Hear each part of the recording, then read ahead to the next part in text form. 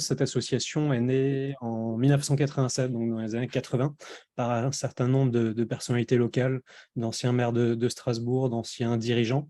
Moi-même, je suis né en 1988, donc cette association est plus âgée et a été créée sur le territoire en faveur de Strasbourg, de la promotion de l'Union européenne, de l'Europe, et vraiment avec cet objectif de faire le lien entre Strasbourg, les institutions, Strasbourg, l'Europe, Strasbourg, la France, Strasbourg et les collectivités.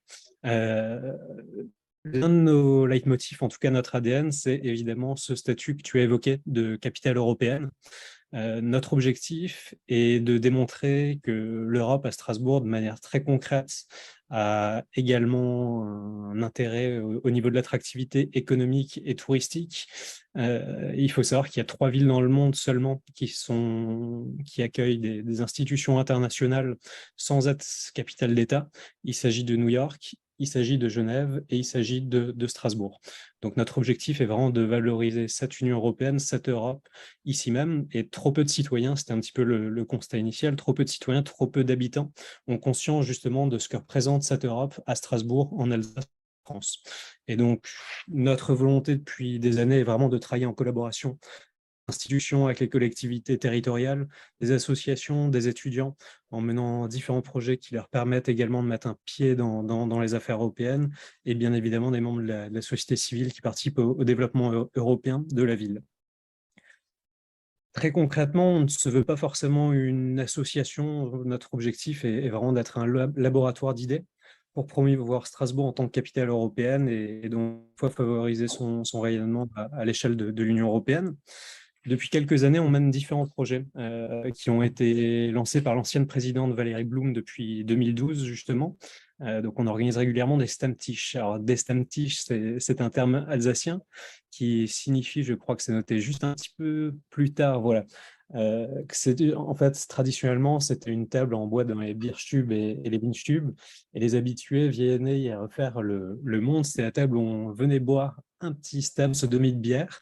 Et donc, en fait, le stem, pour nous, c'est vraiment l'occasion de valoriser des personnalités, de parler d'Europe, de parler de Strasbourg, dans un cadre informel et extrêmement convivial.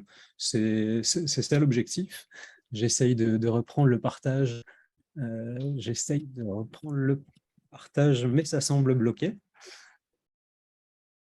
Les aléas du direct. Oui. Voilà. Donc ça c'est pour les Stammtisch. Donc récemment, nous avons accueilli la maire de Strasbourg. Nous avions également accueilli un juge de la Cour européenne des droits de l'homme et un certain nombre d'acteurs économiques. Comme on a eu l'occasion d'en parler tout à l'heure, on serait extrêmement honoré justement de vous recevoir à l'occasion d'une de ces prochaines rencontres, avec vraiment cet objectif de rapprocher les institutions, les habitants, les acteurs économiques et donc institutions et sociétés civiles. N'hésitez pas à m'interrompre si vous avez des questions à tout moment. Sinon, je vais rapidement défiler sur les différentes diapos pour ne pas monopoliser la parole trop rapidement, Mais trop il y aura longtemps. l'occasion, les participants auront l'occasion de te poser des questions après ta présentation, Pierre. Parfait, parfait. Depuis 2015, on a également lancé 2 projets en lien avec les institutions, notamment avec le Parlement européen et les collectivités locales, qui sont les bancs de l'Europe et les dalles de l'Europe. Alors, les bancs de l'Europe, vous pouvez les voir au pied de l'immeuble, au pied de l'institution du Parlement européen à Strasbourg. C'est une initiative qu'on a lancée avec le Centre européen d'action artistique contemporain, en lançant un appel à projet pour les jeunes designers, donc les jeunes écoles dans les différents pays membres de l'Union européenne, avec un objectif qui était de se dire créons des monuments sur lesquels les habitants, les touristes, les membres des institutions peuvent à la fois contempler ce magnifique quartier européen, mais également profiter de la convivialité et de Strasbourg l'européenne, en ayant des bancs à l'effigie de chaque État membre. Donc on a des équipes du Portugal, d'Espagne, d'Allemagne, qui ont créé ces bancs que vous pouvez retrouver à la fois sur notre site internet et également là sur la diapo. Donc, ils sont vraiment au pied de l'institution. Et là, l'idée, encore une fois, c'est vraiment notre ADN, rapprocher la société civile, rapprocher la jeunesse européenne des institutions et de ces bâtiments extrêmement impressionnants. Les dalles historiques pour l'Europe, un autre projet. Donc là, on est parti, mon idée au départ était vraiment de penser à Hollywood Boulevard et ces dalles gravées dans le sol à Hollywood, simplement de le faire à l'échelle de l'Union européenne. Chaque mois, et vous le savez beaucoup mieux que moi, il y a au minimum un président de la République, un Premier ministre ou la présidente de la Commission européenne la semaine dernière, qui viennent à Strasbourg. Les Strasbourgeois, les habitants, les étudiants n'en sont pas forcément informés, les acteurs économiques non plus n'ont pas l'information, ne vont pas chercher l'information. Pourtant, le cœur de l'Europe passe par Strasbourg d'une manière ou d'une autre. Les traités l'ont fixé ainsi. C'est dans ce Parlement européen à Strasbourg que l'Europe se crée. Donc, on a créé un parcours qui part du Conseil de l'Europe, qui remonte jusqu'à la Cour européenne des droits de l'homme et prochainement justement jusqu'au Parlement européen, avec l'objectif d'une cinquantaine de dalles de l'Europe, en collaboration avec les différents États membres ou l'institution ou les collectivités locales, avec des phrases fortes qui marquent justement ce qui s'est passé à Strasbourg et pourquoi Strasbourg est le siège de cette institution. Donc, je vous fais rapidement défiler les diapos là aussi. On voit les emplacements et vous pouvez les retrouver actuellement au pied du Parlement européen.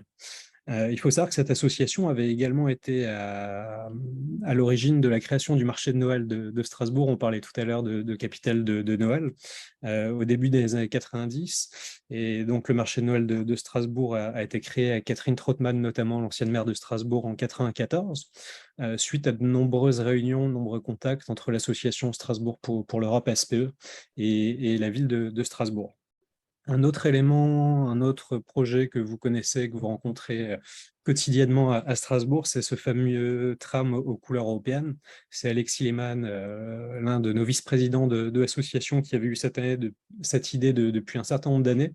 Et là aussi, l'idée était de se dire, il faut ancrer davantage l'Europe à Strasbourg, montrer ce que c'est que cette Europe, montrer tous les bienfaits, tout le positif. Et de même que vous pouvez voir régulièrement pendant les sessions des kakémonos sur les quais ou aller de l'orangerie à de la Robertso, etc., avec cette charte graphique. Donc là aussi, c'était un projet qui avait été initié par l'un de nos membres et par l'association. Et puis, voilà, je pense, pour un premier topo, j'ai déjà pris assez de temps. En tout cas, je suis à votre disposition pour les questions et je vous remercie beaucoup pour votre attention.